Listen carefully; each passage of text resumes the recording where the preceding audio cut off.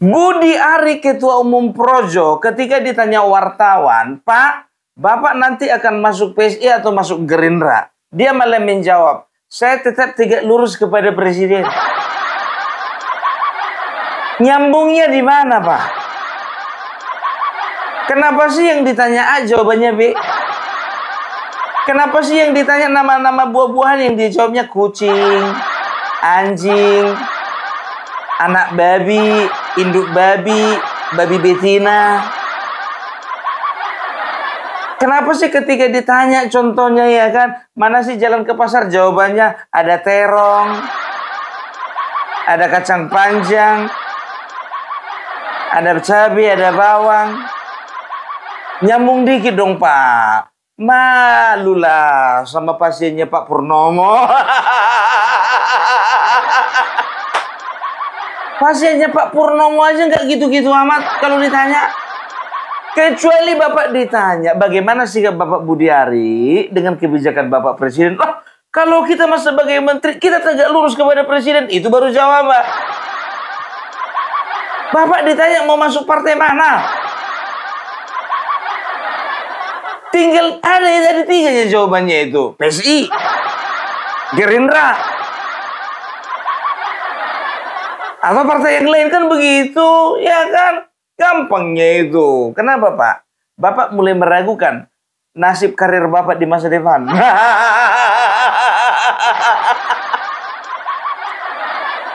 Apakah Bapak akan mengganti nama Projo menjadi Projo?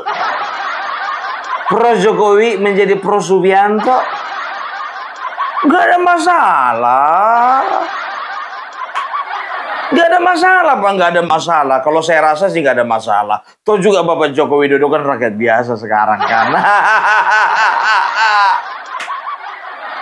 Kita udah tahu ya besarnya Projo itu bagaimana ya. Mereka mendukung Bapak Joko Widodo ya. Itu pertama sekali itu pada Pilgub DKI Jakarta 2012. Ya, bisa dikatakan ini lahir dari rahim rakyat sendiri. Bisa dikatakan lahir daripada aspirasi masyarakat, begitu loh ya. Masyarakat DKI Jakarta pada umumnya waktu itu setelah Bapak Joko Widodo berangkat ke jenjang yang lebih tinggi, mereka juga menjadi relawan yang besar. Bisa dikatakan bahkan yang terbesar. Kita bisa lihat bagaimana kampanye-kampanye akbar, ya, di mana ada kampanye akbar, di situ ada Projo.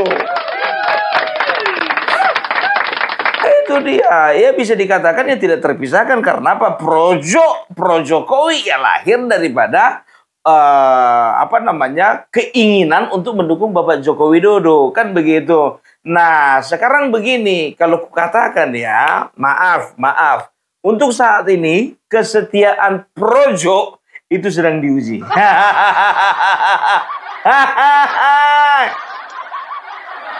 Jadi, seperti yang kalian lihat, Opung Parbela pakai baju warna hitam. Jualan lagi. Lebih bagus aku jualan baju daripada aku menjual kesetiaanku. Betul kan? Betul kan? Ya kan, daripada aku menjual kesetiaanku, daripada aku menjual persahabatanku, lebih bagus aku jualan baju. Mak, tajam kopung, tajam. Perlu dana nih, Bos. Bentar lagi mau ke IKN ini, tanggal berapa ini? Udah tanggal 10. 4 hari lagi. Ya, jadi kalian tengok di sini Opung Parbela pakai baju NKRI Hargawati dengan corak pakai udeng Bali. Ya, yang ini Opung Parbela pakai udeng Bali juga, topinya keren kan, seragam kan? Ya, sama seperti yang kemarin itu ada baju warna merah, warna biru, warna hitam, warna putih. Topinya begitu juga ada warna putih, ada warna hitam. Besok kita akan perbanyak warnanya. Ya, setelah baju Pung, dan juga tuh kemarin kau jualan baju, setelah itu sekarang kau jualan topi. Besok apa lagi kau jual? Besok aku jualan kacamata. Tunggu aja lah tanggal mainnya. Habis kacamata jualan apa lagi Pung? Aku besok jualan kumis. Jualan kumis aku. Gak malu kok, Pung. Untuk apa aku malu jualan kumis, jualan kacamata, jualan baju, jualan topi? Karena yang kujual itu adalah barang halal. Bukan kesetiaan, pengabdian, persahabatan, kekeluargaan. Bisa kau terangkan, Pung, arah perkataanmu itu ke siapa? Nggak ada. Nggak ke siapa-siapa, enggak. Wah, orang Indonesia mah baik-baik. Orang Indonesia itu setia. Nggak pernah berkhianat, enggak. Nggak pernah menikam dari belakang, enggak. Nggak pernah menelikung temannya, enggak. Apalagi pemimpin-pemimpin di bangsa ini. Oh, begini. Jangan ditanya masalah kesetiaan. Bohong itu kalau politik katanya. Politik itu adalah kepentingan. Enggak. Politik itu adalah berbicara setia kepada kawan dan juga baik terhadap lawan. Udah pernah dengar ada amnesti abolisi diberikan kepada koruptor? Itulah saking baiknya negeri ini. Baik kan? Baik. Oh, bangga. Bangga.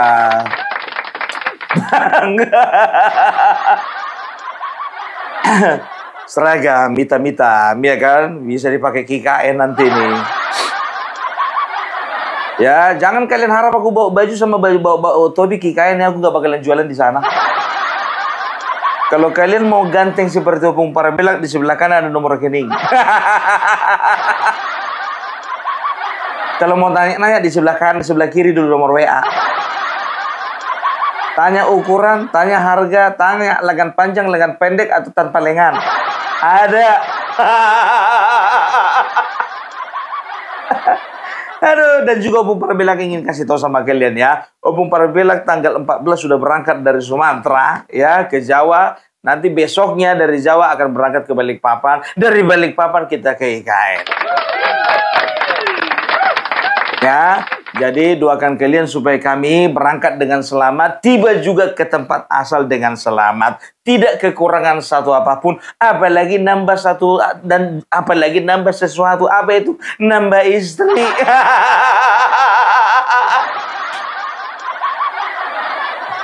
Pung, cukup, tidak kekurangan satu apapun, nggak perlu nambah-nambah. Ya udah sanggup aja kau membiayai satu istri lagi. Enggak, bercanda. Bercanda. Aduh ya. Jadi untuk teman-teman yang sudah berkontribusi, terima kasih banyak. Tuhan memberkati, Allah Subhanahu wa Ta'ala melimpahkan kalian keberkahan, kesehatan, dan juga rezeki yang berlimpah-limpah. Amin, amin. Ya Robbal Alamin. Dan buat teman-teman juga yang masih ingin berkontribusi, di sebelah kanan ada nomor rekening dan sebelah kiri ada nomor WA. Terserah, mau ditukar sama kaos juga boleh. Mahar. Aduh, pusing kita. Mari kita kembali ke jalan yang benar. Ya, jadi makin kesini framingan orang makin jahat ya, bahwasanya Bapak Joko Widodo itu sudah mulai ditinggalkan. Betul, memang bisa diakui. Tapi jujur saja, yang tetap bertahan di samping Bapak Joko Widodo masih lebih banyak daripada yang meninggalkan. Itu dia. Ya, nggak apa-apa, nggak masalah. Memang hidup seperti itulah. Ya kan, kadang datang, kadang pergi. Kau datang dan pergi sesuka hatimu. Itu kalau di Jakarta nyanyinya seperti itu, ya kan? Kalau di Medan enggak. Kau datang dan pergi suka-suka isi perutmu, suka-suka muncungmu, suka-sukamu lah. Oh, kejamnya di kau. Itu kalau di Jawa. Kalau di Medan beda. Oh, kejam kali kau. kejam kali kau sama aku. Tapi jujur aja aku bilang ya, Bapak Joko Widodo nggak selebay itu kok, enggak. Ya memang ya berbagai macam ekspresi dikeluarkan oleh masyarakat, terlebih lagi pendukung Bapak Joko Widodo ya. Mengungkapkan kekesalannya, kekecewaannya, kesedihannya, kemarahannya. Wajar, namanya manusia. Walaupun ya ada yang melecehkan, ada yang menghina, ada yang memaki-maki. Ketika ada sebagian pendukung Joko Widodo marah-marah sambil nangis-nangis. Aduh, kalau aku jujur aja aku bilang sebetulnya tersentuh aku ya kan. Tapi aku lihat komentarnya kejam kali, bah. Gak boleh gitu kalian nama. Ya, gimana pun juga yang namanya ekspresi itu perlu ya. Supaya apa? Supaya kita bisa menunjukkan ya bahwasanya kita itu memiliki perasaan yang jujur. Kalau iya. Tapi iyanya jujur ya jujur. Ya kan? Nah, kita kembali ke Projo ini ya. Sampai sekarang pun belum ada kepastian bahwasanya Projo itu akan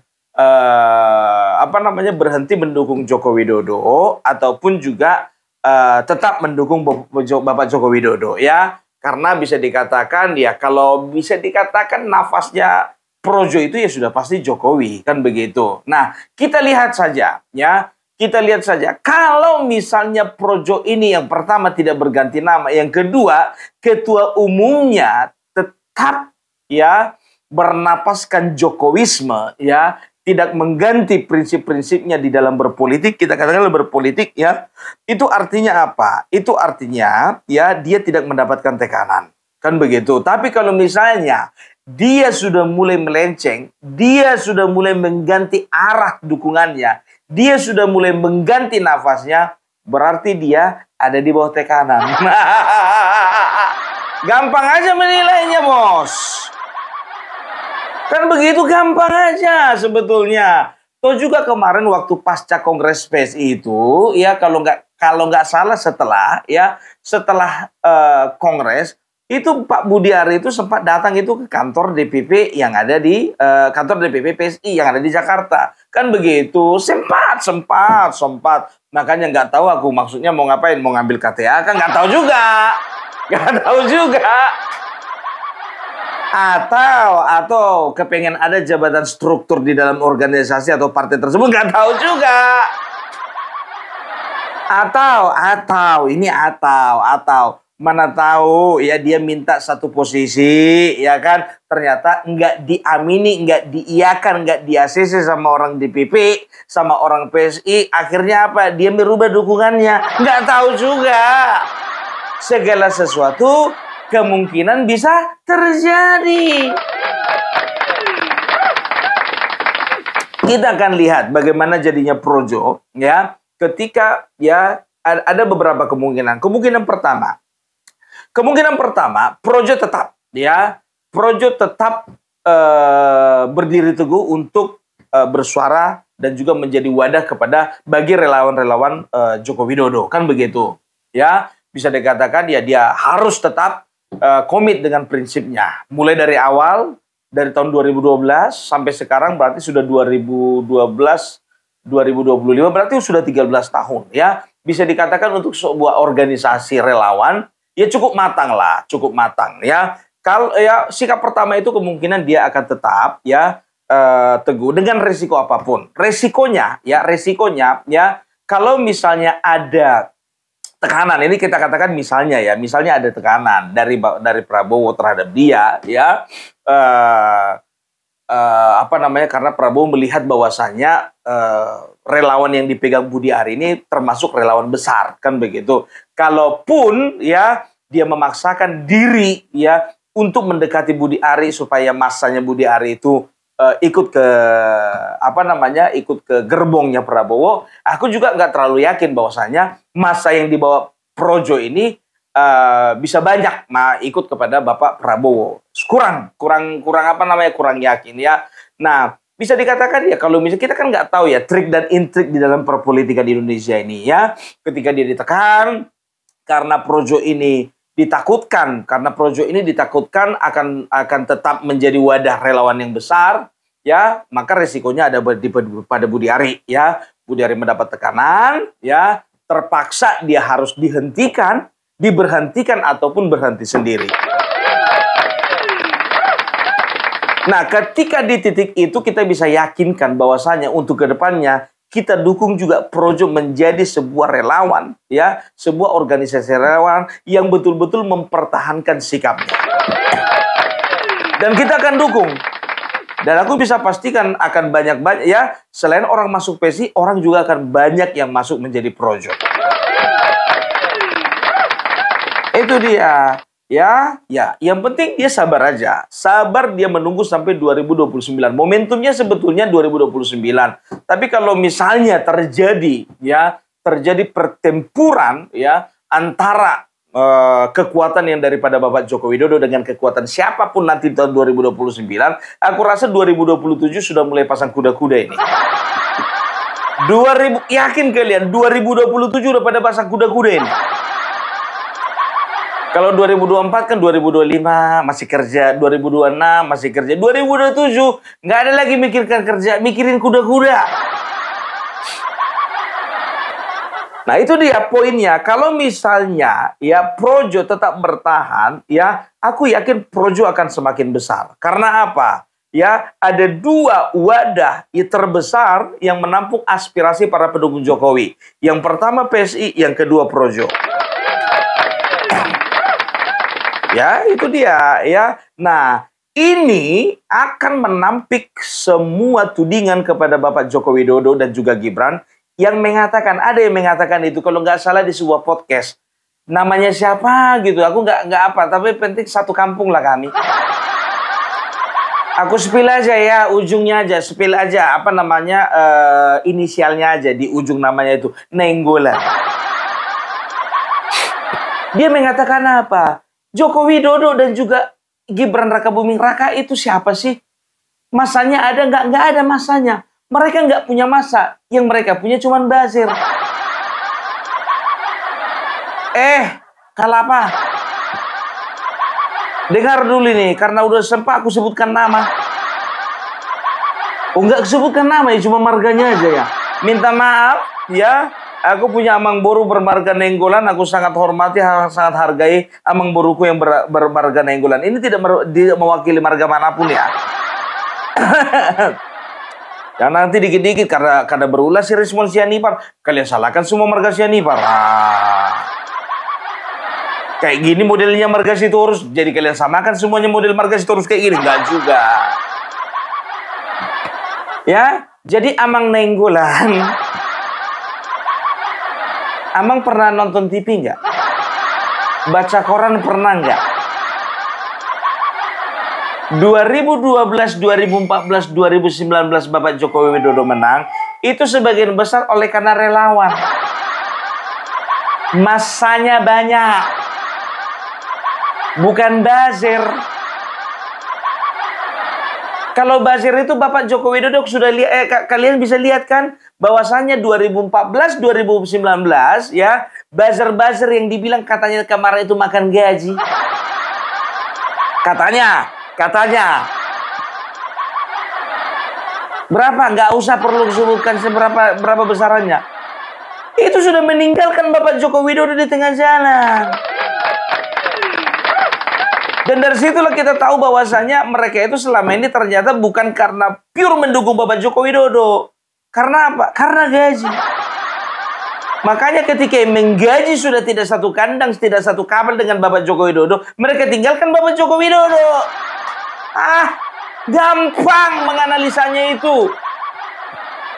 Jadi jangan katakan mulutmu itu Bapak. Maaf. Kalau di kami orang Batak mengatakan sama orang tua, mulutmu itu udah kasar itu. Walaupun nggak ada undang-undangnya itu kecuali ada kata-kata binatang, menghujat, memaki. Tapi itu sudah cukup kasar. Mulutmu itu Bapak nggak bisa kau jaga. Makanya sekali-sekali beli paket nonton. Jangan cuma nonton yang hari ini. Nonton tuh tahun 2014, 2019. Kan begitu, malah dikatakan apa? Ada itu dari mama-mama. Mama bikin analisa bahwasanya Joko Widodo salah perhitungan. Dia lebih dekat kepada relawan, tapi mengabaikan partai politik. Lapet kalapa. Kucium juga kau nanti kau. Tapi sayangnya kurang cantik pula. Gak selera aku ngeliatnya. Dibilang kayak gitu biar tahu kalian, ya kan? Itu dibilangnya. Sekarang gue bilang sama kalian, partai politik kalau tidak ada caleg, nggak hidup partai politik. Apalagi sekarang, sebelum reformasinya kita mencoba, sebelum pemilihan langsungnya, partai politik itu pure bisa diukur bahwasanya partai politik itu mendapatkan kepercayaan masyarakat pure. Karena apa? Siapapun calegnya, berapa orang pun calegnya, orang milih partainya. Kan begitu? Kalau sekarang, jujur aja aku bilang, orang milih partai politik gara-gara milih caleg. Udah paham. Makanya aku bilang, ibu jangan sok tahu. Justru kekuatan relawan ini nggak bisa disepelekan. Karena apa? Relawan itu bisa berasal dari berbagai orang-orang dengan basis politik atau basis partai politik berbeda. Jangan kalian anggap remeh dengan relawan nih. Perannya relawan itu sangat besar. Makanya aku bilang, ya sikap pertama kemungkinan besar, ya bukan kemungkinan besar. Kemungkinan yang pertama, ya projo ini akan tetap bertahan dengan segala resikonya. Kan begitu. Kita lihat aja ke depan. Nah, kemungkinan kedua, ya projo ini mungkin ya akan lebih realistis menurut mereka dan akan lebih rasional menurut mereka. Ya, secara kalkulasi politik mereka sudah mungkin akan menghitung. Apakah kita akan mendukung Bapak Joko Widodo atau mendukung Bapak Prabowo yang sedang berkuasa? Karena bagaimanapun juga Bapak Joko Widodo saat ini adalah rakyat biasa. Ingat, Nelson Mandela pun juga sebelumnya rakyat biasa.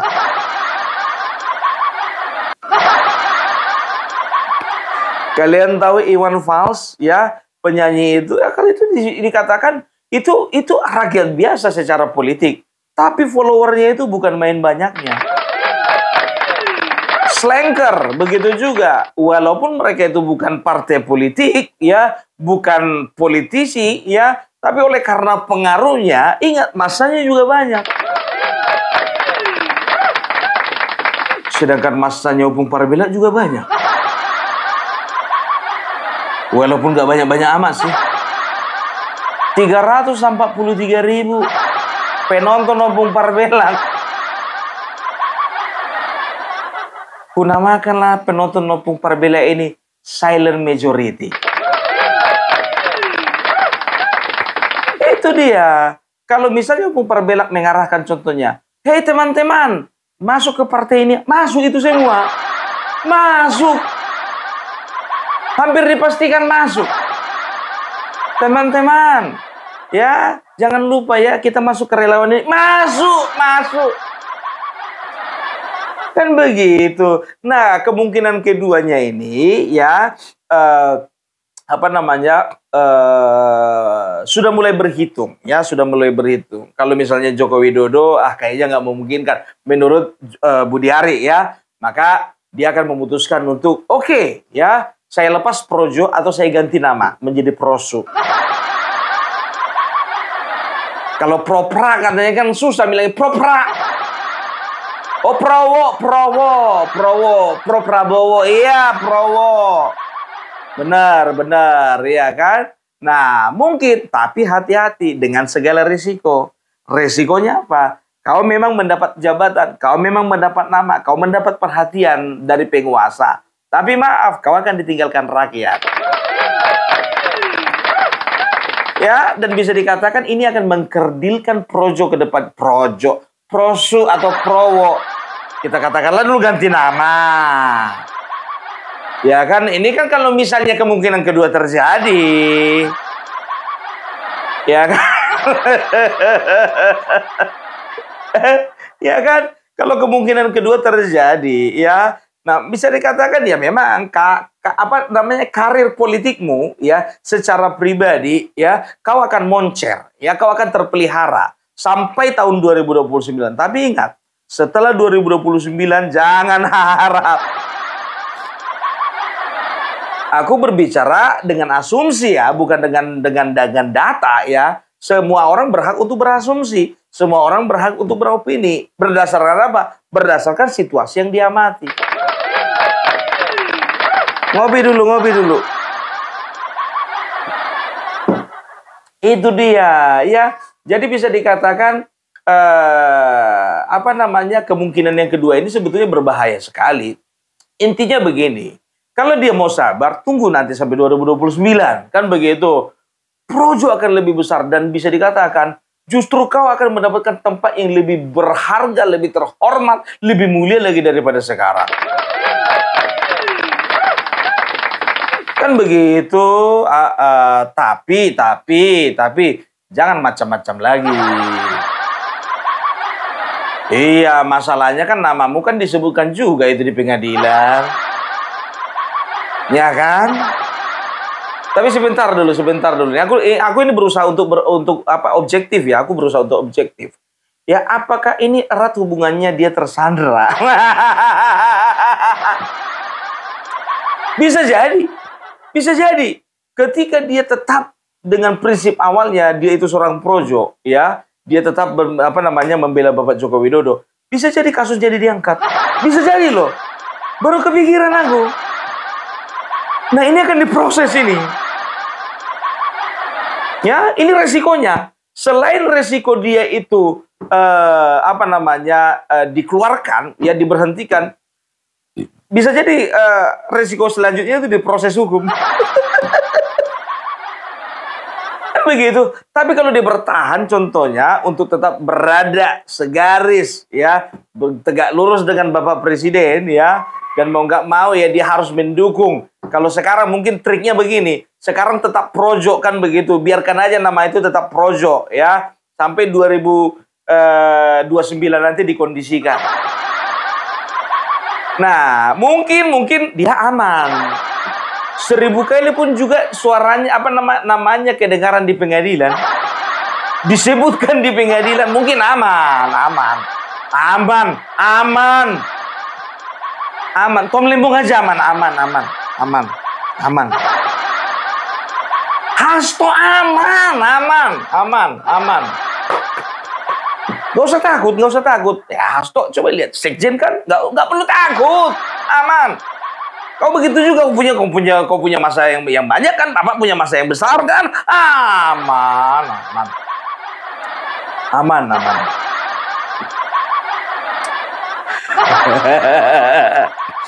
Jadi kita lihat saja ya bagaimana sikap politik dari yang namanya Budi Ari. Ingat ya, aku bilang sama kalian, ini adalah pendapat pribadi dari Opung Parbelak. Walaupun aku ada di dalam YouTuber Nusantara, tapi tidak serta-merta semua berita, semua pembahasan, semua materi itu kita seragamkan. Enggak. Bebas berpendapat. Dan ini pun juga sebetulnya, kalau ini memperlihatkan dan menunjukkan secara jelas bahwasanya Opung Parbelak tidak ada yang membayar. Kalau Opung Parbelak dibayar oleh Bapak Joko Widodo, aku harus menjaga nama baiknya Bapak Budi Ari. Tapi berapa kali ku komentari kawan ini, jujur aja gue. Ya, ku komentari. Ya kan, karena apa ya? Kalau menurutku salah ya salah. Masalah data kemarin, masalah judul kemarin, kurang pedas apa komentar Opung Parbelak? Ya ini tandanya. Aku tidak menjilat kepada Bapak Prabowo dan aku tidak dibayar siapapun. Enak jadi orang bebas, enak jadi orang merdeka kan? Itu dia, oke? Jadi Bapak Budi Ari, pesan kami rakyat kepada Anda ya, cobalah ya pikirkan dulu matang-matang. Kalau aku jadi dia, jujur aja aku bilang, kalau memang betul situasi-situasi yang tadi itu merupakan kebenaran, situasi sebenarnya yang dihadapi, pusing kepalanya itu. Awak pun juga pusingnya. Ya kan begitu kan? Tapi ketika kita itu memang betul, ya, kita menyuarakan yang benar. Kalau aku jadi dia, ya. Kalau aku jadi dia, ya. Kalau misalnya seperti ini, kalau memang situasinya bahwasanya ada keterbelahan antara Bapak Prabowo dengan Bapak Joko Widodo, jujur, kalau aku jadi ya, aku tinggalkan kursi menteri. Aku akan tinggalkan kursi menteri itu. Aku akan katakan, ya, Pak, saya mengundurkan diri karena ya saya tidak mungkin beriringan dengan Bapak, sementara Bapak pun juga sudah berbeda arah politik dan juga sudah berbeda jalan dengan Bapak Joko Widodo. Minta maaf dengan segala hormat, terima kasih untuk kepercayaannya, ya. Oleh karena itu saya mengundurkan diri, saya akan kembali ke asal muasal saya, yaitu Projo. Karena apa? Karena aku bersih. Karena apa? Aku nggak makan uang judul. Karena apa? Aku nggak melakukan kesalahan apapun. Karena apa? Aku nggak korupsi. Karena apa? Aku nggak nepotis. Karena apa? Aku nggak memasukkan keluarga-keluargaku dalam kementerian. Karena apa? Semua pekerjaan bisa ku pertanggungjawabkan. Kan begitu. Punya keberanian seperti itu nggak? Kita lihat. Kalau dia punya keberanian seperti itu, fix dia bersih. Oke, ya, tapi ingat ya, relawan hanya sekedar wadah, ya. Tapi ketika relawan itu sudah tidak lagi sama nyawanya dengan para anggota, tidak sama lagi visi misinya dengan visi misi awal, ingat, kalian akan ditinggalkan oleh anggota. Dan siap-siap, relawan-relawan ini akan digantikan oleh YouTuber Nusantara.